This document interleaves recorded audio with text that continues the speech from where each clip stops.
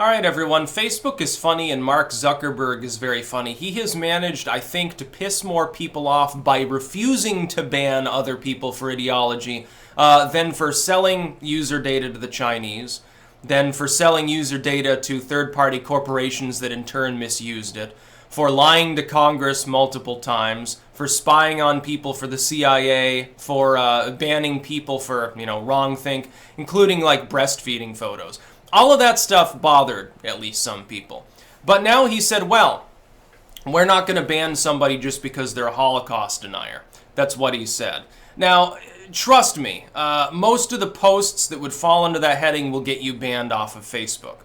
Things that are far more mild will get you kicked off, or at least get you temporarily suspended. Facebook loves to hand out bans. Pages are banned all the time just for existing. Like they had a picture on there that's edgy, an edgy meme or whatever, they get banned. A person was breastfeeding, and there's just a little nipple showing. Oh, yep, we're banning you too. That's Facebook. That's what Facebook is known for. It's very telling that people are more upset about the fact that Zuckerberg finally decided, hey, we're already ban happy, we're already suspension happy, so, we're not going to start kicking people off the site solely for ideology. Like, he's not going to do what Twitter does. Twitter will ban you if you post naughty material and elsewhere on the internet and it's identifiable to you. Like, it's not even on Twitter. They'll say, well, you're a hate-filled individual and you're using Twitter to spread hate even if you're not talking that way on Twitter. So we're going to ban you anyway. And then, you can never use Twitter again. It's, really ridiculous. Not that anyone listens.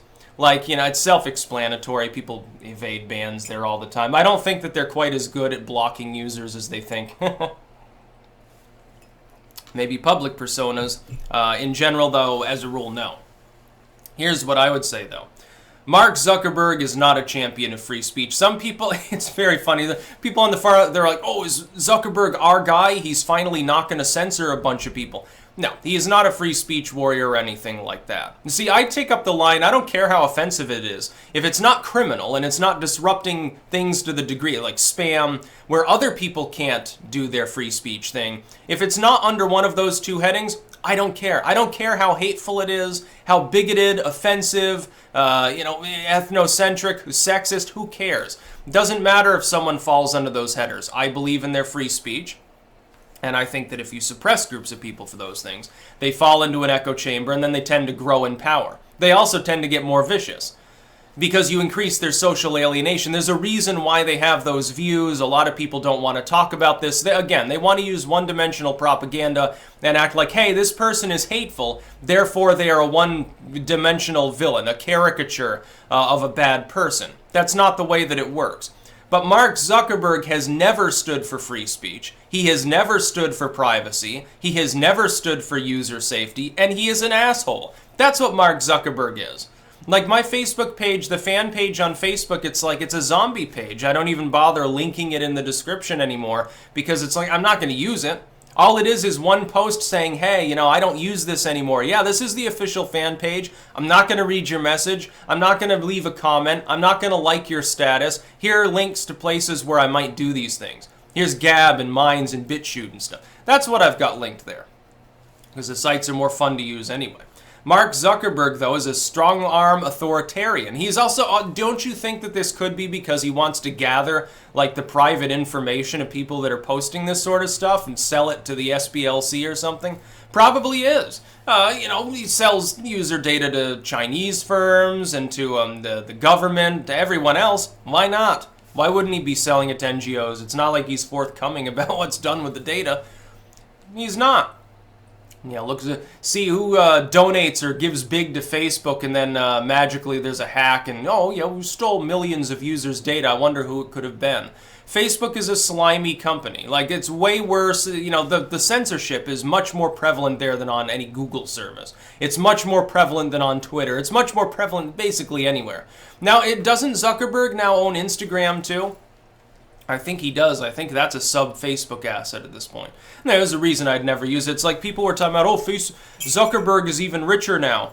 So Facebook's not dying. I'm like, Zuckerberg owns other holdings. You do realize some of them are quite significant. It's not Facebook bringing him his money at this point. Maybe he's getting money by selling your private info that you've put on Facebook. Good job. Everything you've ever posted there doesn't magically go away.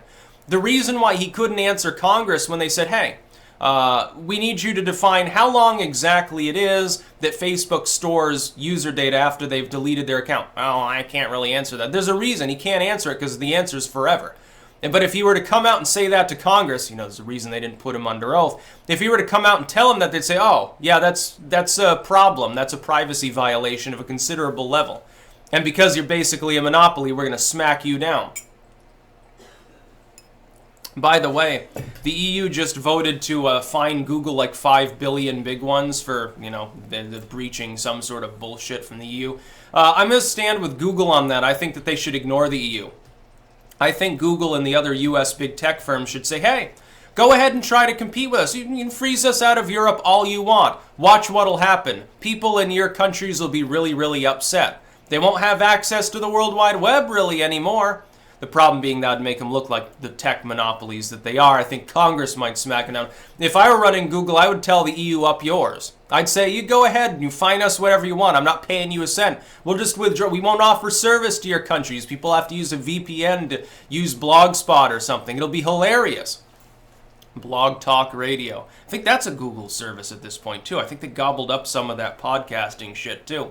As far as Zuckerberg goes, though, he's the worst of them all. I don't even know that he's human.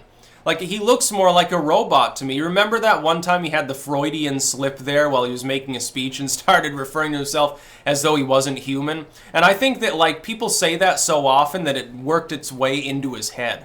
Like, I don't actually think he's an android, but come on, look at the dude, listen to the dude, look at what he does tech-wise.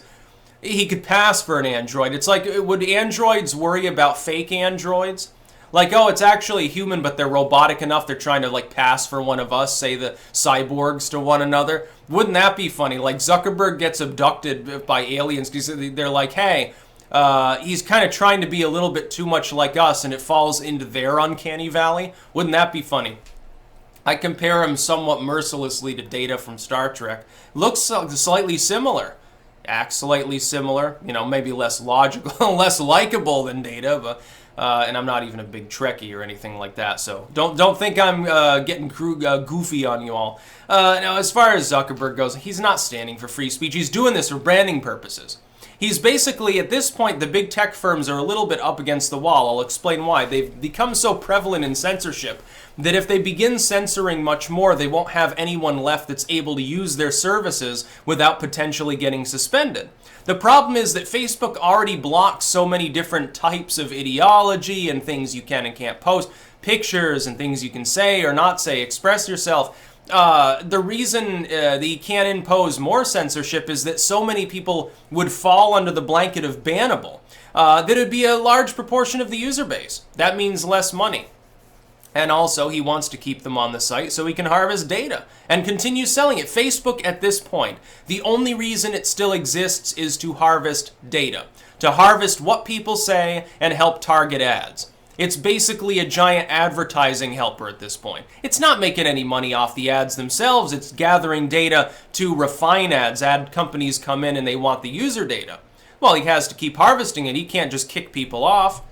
Also, governments want user data, especially on people they consider extremists. So, no, they don't want Zuckerberg to ban you for wrong think. No, absolutely not. YouTube wants to ban you for it. Twitter wants to ban you for it. Zuckerberg doesn't. He's not like those others.